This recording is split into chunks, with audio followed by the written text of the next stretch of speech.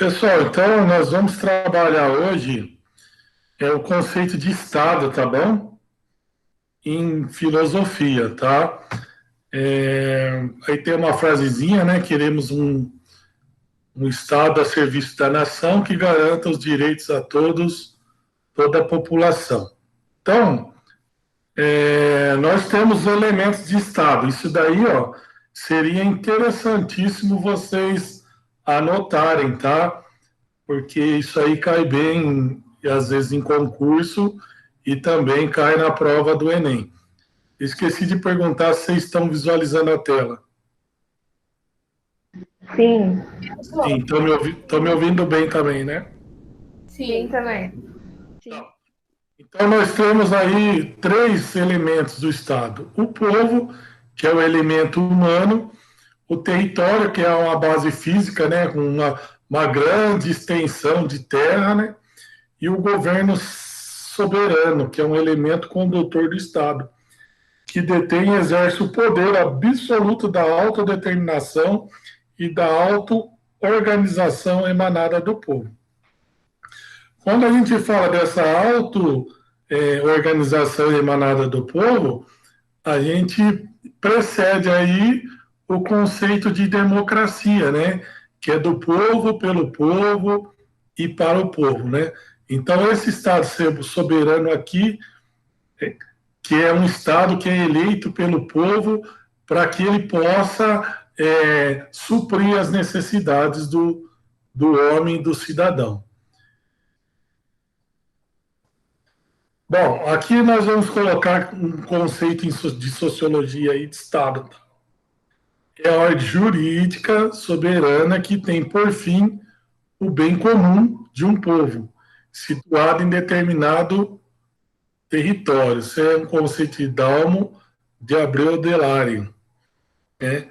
E um outro conceito é a corporação de um povo assentada num determinado território e dotada do poder originário de mando.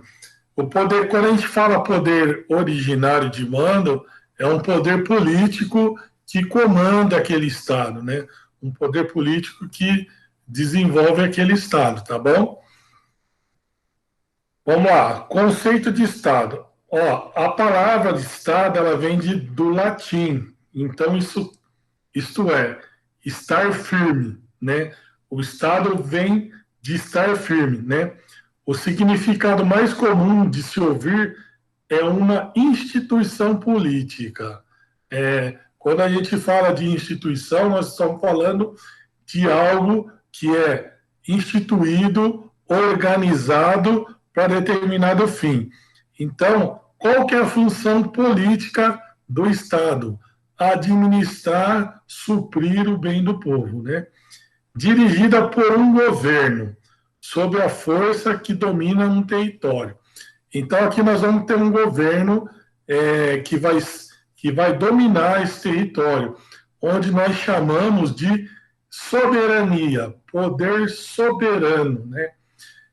O Brasil possui a sua soberania, os Estados Unidos possuem a sua soberania.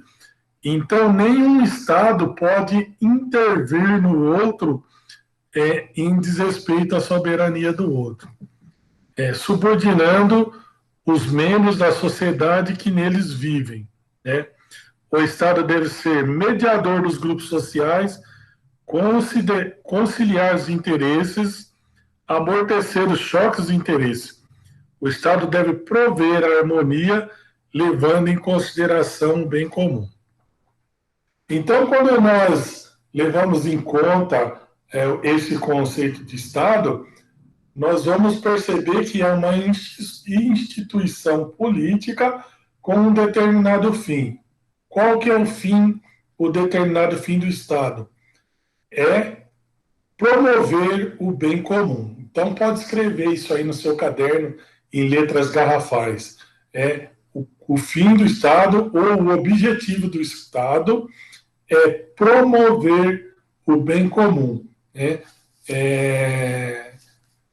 Tudo que é criado dentro do Estado democrático de direito, ele é específico para atingir todos na população. Se nós olharmos a Constituição da República Brasileira, ela traz um princípio que se chama o princípio da igualdade, né? Onde todas as pessoas devem ser tratadas iguais, né? Para que se possa ser atingido, então, esse bem comum. Está muito rápido? Não, senhor, pode continuar. Então, beleza. Vamos lá. Como surgiu o conceito de Estado? Nós vamos trazer aqui Nicolau Maquiavel. Como o Estado deveria se organizar de acordo com alguns pensadores. Maquiavel. Esse cara nasceu em 1469 e morreu em 1527. Ele escreveu o livro O Príncipe, bem conhecido aí, em 1513, onde ele diz que os homens buscam uma forma de organização que controle seus maus sentimentos e seus desejos mundanos. Ou seja, uma forma de governar que controle a maldade humana. Quando Maquiavel trouxe essa frase aqui, ele quis dizer que, embora o homem ele possui a sua liberdade, ele precisa de um certo controle estatal para controlar o seu lado sombrio. Por quê? Porque todos nós temos, se não estivermos dentro de um Estado democrático de direito, onde existe regra, nós queremos fazer aquilo que bem entendemos. E quando Maquiavel traz essa organização, controle dos maus sentimentos e desejos mundanos, é para que haja uma organização, né, do Estado em si. Thomas Hobbes, já em 1588, 679, diz que o homem vive em permanente guerra, de todos contra todos, onde o mais forte busca dominar o mais fraco. Esse conflito permanente fez com que os homens buscassem uma maneira de evitá-lo, fazendo um contrato que garantisse a paz. Esse é o contrato social, né, de Thomas Hobbes, né? Mas para Hobbes, a assinatura de um papel não resolveria os problemas. Era preciso que todos os homens submetessem à sua vontade, a vontade de um só homem, que conseguisse que eles mantivessem o respeito às leis. Esse homem que centralizaria o poder seria o rei, e a organização da sociedade seria absolutista. Então, aqui, pessoal, nós temos uma forma do Estado conceituada por Thomas Hobbes, que é o Estado absolutista, né? O que é absolutista? É possuir um poder absoluto em suas mãos, né? O rei era chefe do Estado, chefe da nação, chefe do poder, era ele quem criava a lei, ele quem julgava, ele quem condenava ou quem absolvia. Então, ele possuía o poder absoluto. Segundo a teoria de Thomas Hobbes, era uma melhor forma de Estado. John Locke, 632, 704, afirmou que os homens concordavam livremente em organizar uma sociedade buscando preservar e garantir ainda mais os direitos que possuíam no Estado, de natureza, como direito à vida, direito à liberdade e direito à propriedade. Para isso, deveria criar um conjunto de leis, escolher a forma de governo a partir da decisão da maioria. O objetivo desse governo seria garantir a propriedade e, caso não cumprisse a sua obrigação e usasse de forma acima do permitido pelas leis, daria o direito legítimo ao povo de resistir e derrubar o governo tirano. Então, você já percebe que aí, na visão de John Locke, ele já traz uma forma de Estado onde há uma efetiva participação do povo, né? Então ele defendia a democracia, o John Locke. Ele defende a democracia, Então, onde os homens devem se organizar e se organizando escolhe um representante e esse representante vai fazer com que haja aplicação da lei dentro do território nacional. Por incrível que pareça, hoje nós temos esse modelo no Brasil, né, de democracia. Nós vamos lá, escolhemos não só um representante, mas escolhemos vários representantes, né, presidente, o Congresso Nacional, que é subdividido por duas câmaras, né, uma dos deputados e a outra o Senado Federal, e onde cada órgão desse específico exerce uma função deliberativa. Jean-Jacques Rousseau, 712, 778, escreveu o livro Contrato Social, que afirma que os homens escolhem entre serem completamente livres em seus impulsos ou aceitarem a garantia de liberdade e de propriedade definida pela lei.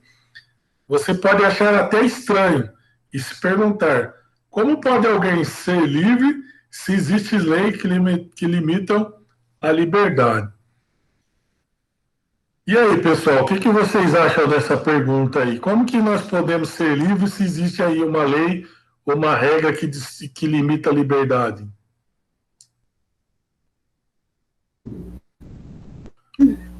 Tem a liberdade certa e tem a liberdade errada. Tipo, eu tenho liberdade, mas não é porque eu tenho liberdade que eu tenho que fazer o que eu quiser.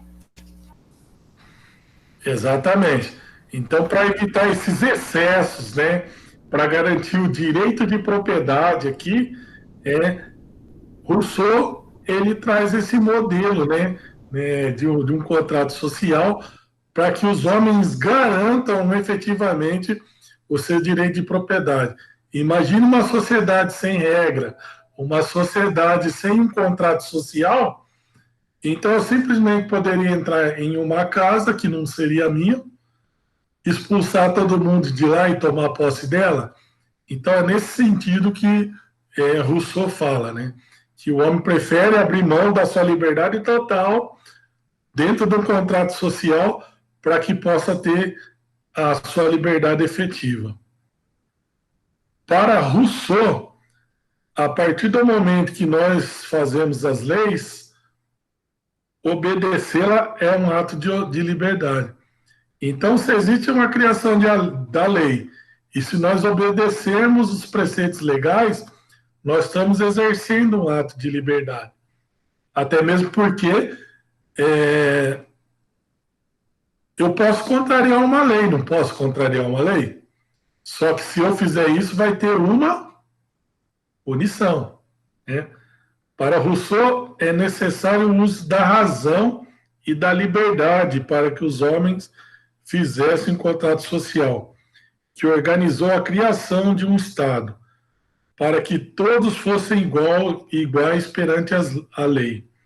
Para ele, não importa a forma de governo, desde que esteja submetido ao poder soberano do povo, sendo o governo para sempre um corpo administrativo de Estado limitado pelo poder do povo. Então, aqui, pessoal, esse é um Estado democrático participativo. Por que participativo? Todas as questões que envolvem a criação de lei, regras, ou tudo aquilo que se pretende fazer, ele depende da participação efetiva do povo. Por isso que se fala de um Estado democrático participativo. Nós vamos ter aqui o Karl Marx agora. Esse cara, ele já é um pouco mais crítico, né? Como o Estado se organizou de acordo com Marx, né? A visão crítica. Marx compreende o Estado como uma relação entre a infraestrutura e a superestrutura. A infraestrutura, que é classe dominada, é a base econômica. Já a superestrutura é a classe dominante, que tem por parte principal o Estado, que é constituído pelas instituições jurídicas e políticas, com determinada forma de consciência social ideológica. Né? Na visão desse filósofo, o Estado é o aparelho ou o conjunto de aparelhos cuja a principal função é tentar impedir que a luta entre duas classes se degenere.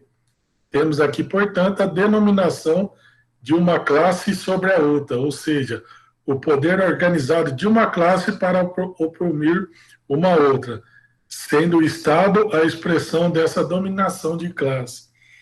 Então, o Estado ele tem um poder dominante, né? Tem alguma coisa nesse sentido lá no nosso formulário dessa semana. Então, de que forma que o Estado vai dominar? Para organizar a estrutura social. A gente costuma dizer no direito que o Estado ele possui o poder de polícia. O que é o poder de polícia? É o poder punitivo e coercitivo. Então, quando há algum ato errado, cabe ao Estado coibir ou punir o cidadão referente a esse ato. Bom, aí nós temos a estrutura e a superestrutura aqui, pessoal. Bom, na superestrutura, aí nós vamos entender como é que funciona essa pirâmide aí. Do meu lado esquerdo, e provavelmente do seu lado direito, ideologia, tá na esquerda ou na direita para vocês? Tá na esquerda para mim. Então, do lado esquerdo de vocês também. Então, beleza. O que é ideologia? O Estado, dentro do Estado, possui diversas ideologias, não é verdade? Existe a ideologia cristã, existe a ideologia de gênero, existe a ideologia de raça, cor, religião e tantas outras ideologias que movem a estrutura estatal também. Para vocês terem uma ideia, estão querendo aprovar a lei do aborto no Brasil há muito tempo e não consegue por causa da religião, entendeu? Porque a religião pressiona o Congresso Nacional e ela não é aprovada. Então, dentro dessa superestrutura, nós vamos ter o poder jurídico, né, que é comandado pelo Estado, e também o poder político, entendeu? É o poder jurídico e o poder político. Então, cabe ao Estado organizar as formas, criar regras. É o Estado que, através do judiciário aqui no poder jurídico, irá julgar os conflitos de interesse. Então, cabe a essa estrutura estatal. Então, nós temos lá classe dominante, capital econômico, capital político, classe dominada, classe dos trabalhadores. Isso aí vocês vão estudar também em sociologia, quando estiverem no segundo ano, quando eu falar de capital econômico, estrutura de classe, lá em trabalho, vai falar um pouquinho mais de classe dominada, classe dominante, aí vocês vão entender bem. E a estrutura de base da economia, né? Quem que segura a economia é a força produtiva e as relações sociais de produção. Então, é o operário que mantém essa estrutura do Estado. É a mão de obra, é a produção que mantém a estrutura do Estado. Então, pois bem, pessoal, nós temos, então, O Estado, que é algo organizado, civil e politicamente, né, onde nós temos um chefe, né, de Estado, seja ele, vamos ter diversas variações pelo mundo, né? A Inglaterra, por exemplo, é uma monarquia parlamentarista. Então, ela tem uma subdivisão. Existe a figura do rei, que é um poder, a figura do rei, que é um poder hierárquico, né, que vai passando de pai para filho. Mas quem governa efetivamente o país é o ministro de Estado. É o ministro de Estado. Porque a parte de governança do país, o rei é o que na Inglaterra? Ele é uma figura representativa. Representativa. Já no Brasil, na democracia, nós vamos ter cumulado na mesma pessoa o chefe de Estado e o chefe de poder, entendeu? O presidente da República, ele cumula essas duas funções. Max Weber. O Estado para Weber é definido como uma comunidade humana que pertence ao monopólio do uso legítimo da força. Guardem isso daí, pessoal. O uso legítimo da força física dentro de determinado território. Né? O Estado, assim, é uma fonte do direito de uso à violência e se constitui numa relação de homens dominados, homens dominando homens, e essa relação é mantida por meio da violência considerada legítima. Então, para o Weber, a violência realizada dentro do nosso território, ela se torna legítima. Quando a gente vai falar o uso legítimo da força, aqui a gente pode falar do poder de polícia que existe no Brasil. Não só das polícias que existe, civil, militar, coisa e tal, mas como também o poder punitivo de uma prefeitura que, quando você deixa um terreno sujo lá, ela vai e te aplica uma multa, né, de forma violenta, porque acaba mexendo com o seu financeiro, com o seu bolso. 3 tipos de dominação legítima: tradicional, a carismática e a legal.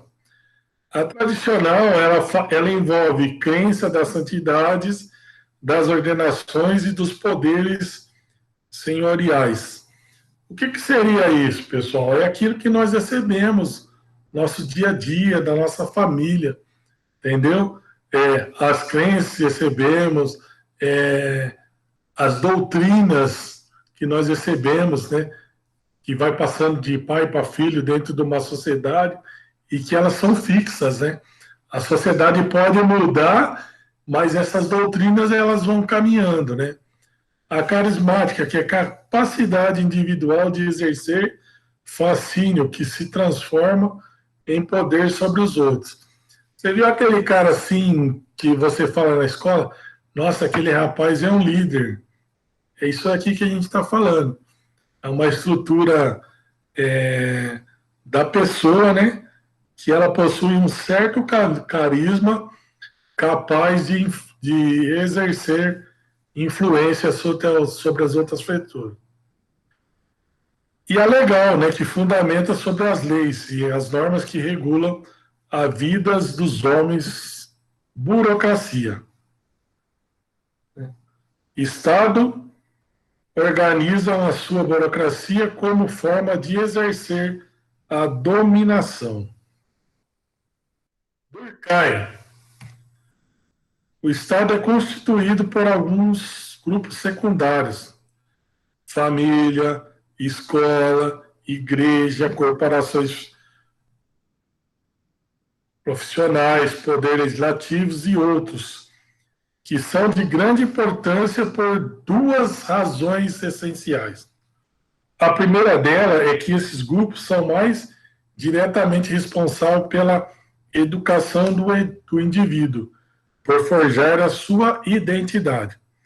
A segunda razão diz respeito ao papel que desempenham como contrapeso à força do Estado e dos mediadores de interesses mais específicos dos indivíduos que representam. Beleza, pessoal? Então, nós estudamos nessa noite aqui alguns filósofos que traçam a visão do Estado, né? Alguns neoliberalistas, outros socialistas, forjam um poder soberano, hierárquico, e espero que vocês tenham gostado aí desse nosso primeiro encontro. Não vou me alongar, porque acredito que vocês já estejam cansados. Espero que vocês tenham gostado. Tenham uma excelente semana aí, vocês todos.